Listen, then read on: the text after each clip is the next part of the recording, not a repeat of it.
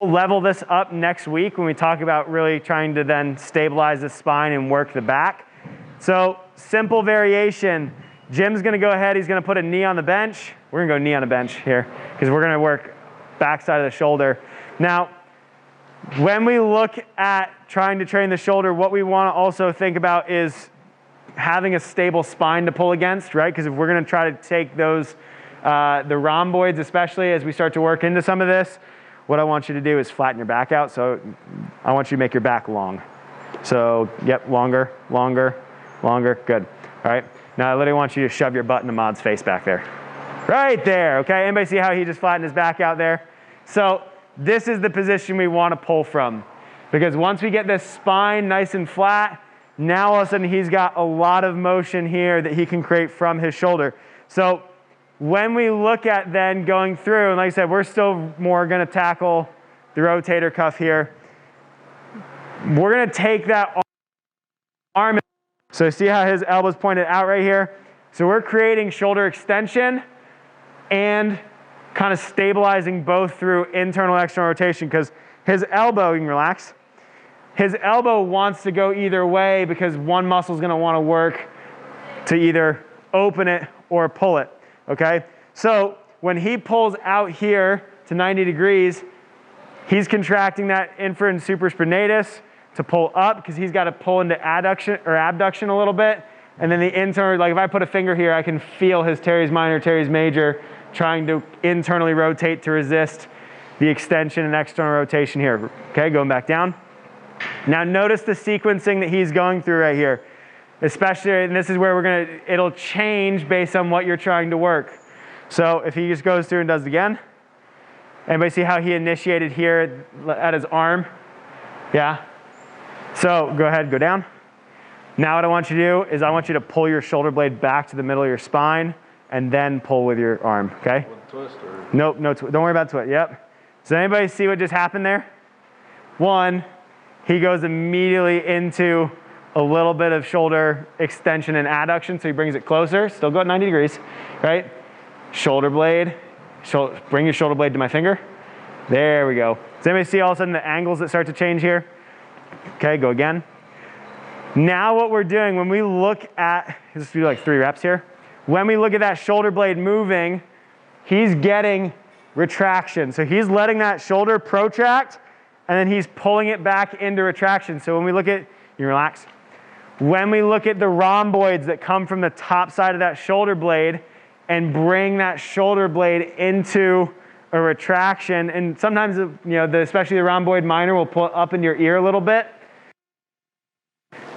We get the rhomboids to contract, and then we go through and start to work on some of that rotator cuff, okay? Now, go back down. So we're going to tackle 2 different dumbbell row variations right here because then we saw how Jim was kind of pulling and trying to pull his arm back. So go through that process now where you come back at like 45 degrees. All of a sudden he starts to get a little bit more lat. And so what's happening here is he's retracting, but now he's depressing his scap. So he's bringing it almost like he's bringing it back into his back pocket, okay? So when we look at what's really working here, our subscap is pulling it down and back. Our rhomboids are pulling it across. And then we're even going to get a little bit of lat right here because now he's a little bit more extended at the shoulder and he's got a little bit more internal rotation, okay? So just go through 5 of those. So just watch that movement. Anybody see what's happening here at his lower back? Yeah, starting to round a little bit. Let's flatten that out. Yep, there we go. Don't worry, we'll talk. We'll get real funky next week when we go to the sumo row. That'll be fun. Okay. And good. Okay. So that's 2 ways we can sit there and modify that single dumbbell row. Now, if we come to the cable stack,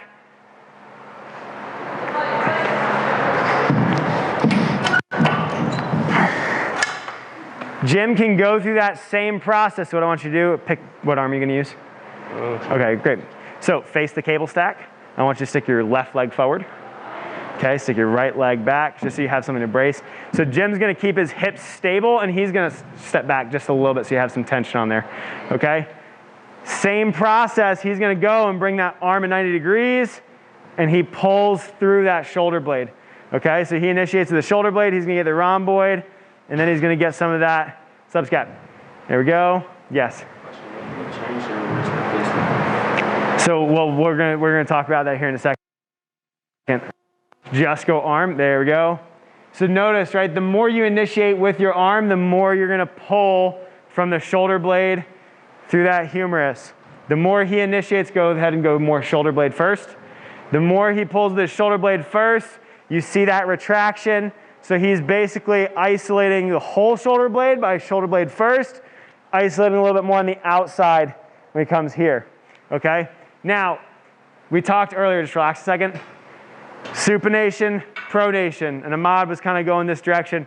So you can think about supination here. What's going to happen when I supinate? What happens in my humerus?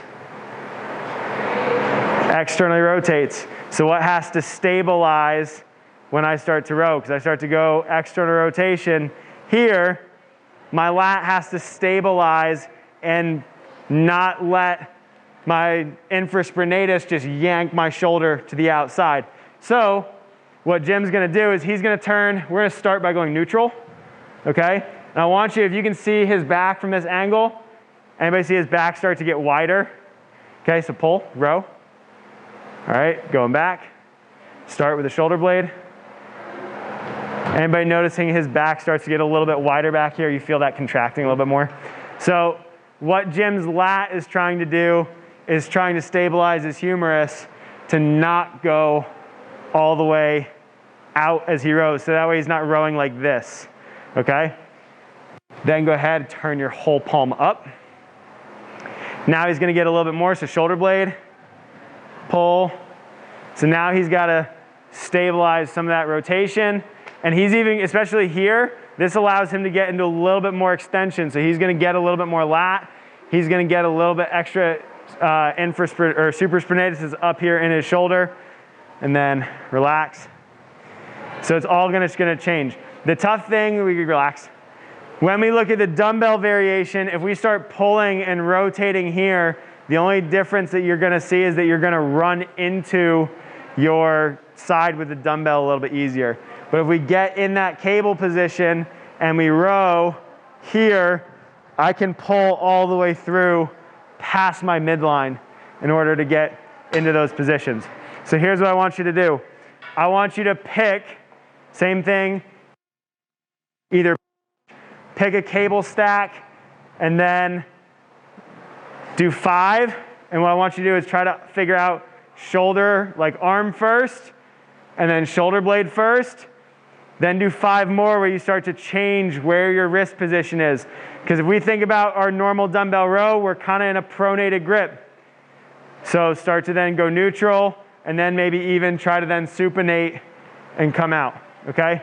So give me like 5 reps, just changing, like 5 reps, change it.